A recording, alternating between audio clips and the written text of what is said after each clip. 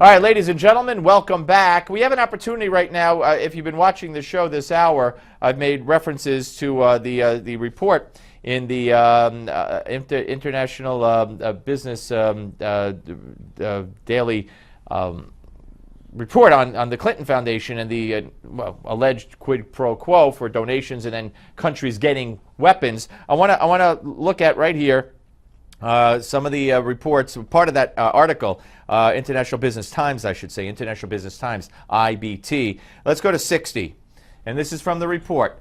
In its 2010 Human Rights Report, Clinton State Department inveighed against Algeria's government for imposing restrictions on freedom of assembly and association, tolerating arbitrary killing, widespread corruption, and a lack of judicial independence. The report said the Algerian government used security grounds to constrain freedom of expression and movement. Let's go to the next one.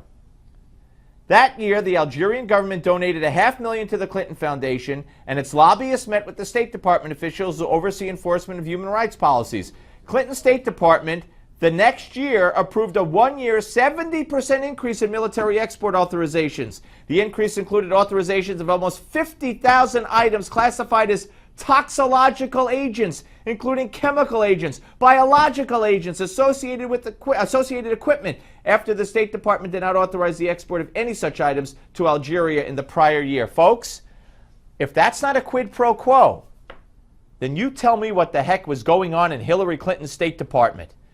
And if you can't prove it, it still stinks to high heaven, and she should not be put in charge as Commander-in-Chief of our country and our military and President of the United States. All right, let's watch this, ladies and gentlemen. Let's watch this.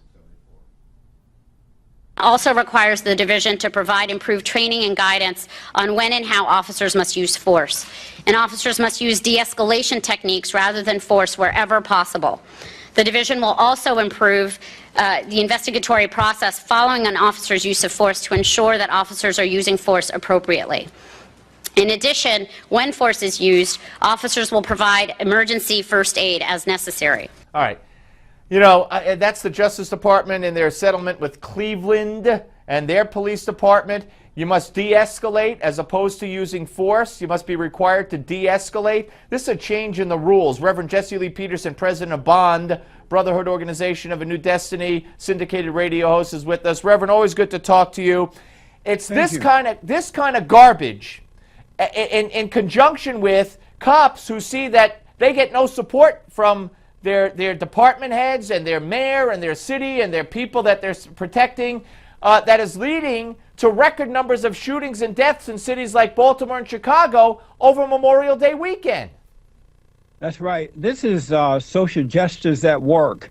This is not about solving the problems of the black community or building a good relationship between black Americans and police officers around the country. This is about the redistribution of power. You've had these killing going on over this past weekend in Chicago, something like 29 people shot or maybe killed.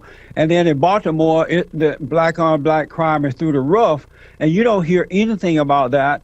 And that's because they really don't care about the issue. This is an opportunity for the President of the United States of America and black and white liberals who are in control of the urban areas around the country to put their crazy idea of social justice and work into operation by getting rid of the strong, moral people who are keeping the good folks safe and putting those in based on color and not character. It's all about that, Steve. And Reverend, but you know, then I see the sound bites with the people of Chicago, Baltimore over the weekend who say, you know, the police aren't policing. We want them to police. Well, what, you can't have this both ways. That's right. And a lot of officers of all color, not just white officers, are starting to hold back because they're damned if they do and they're damned if they don't. And these officers are getting up every morning and some at night, leaving their families to go into the urban areas to protect the good from the bad, and yet they're under attack. They're not appreciated. And we have, you know, unfortunately, we have the President of the United States of America, the Department of Justice, and others to thank for creating this environment. And I'm sorry to report that we haven't seen anything yet. It's going to be a long, hot summer. We're going to see more and more officers refusing to put their lives on the line in this manner, or put their jobs on the line because they know they're not protected by the folks who are in charge of them. Right. The mayors of some of these cities, the president and others. It's not good for the country overall. No, and it's that kind of unrest that a lot of people on the left would love. There's reports of George Soros paying $5,000 to protesters a month, and Jay-Z bailing out the ones who get arrested. It's quite a racket. Hey, Reverend, sorry so short. We had some technical difficulties. We'll do it again soon. Give Me Five is next, folks. Don't go away.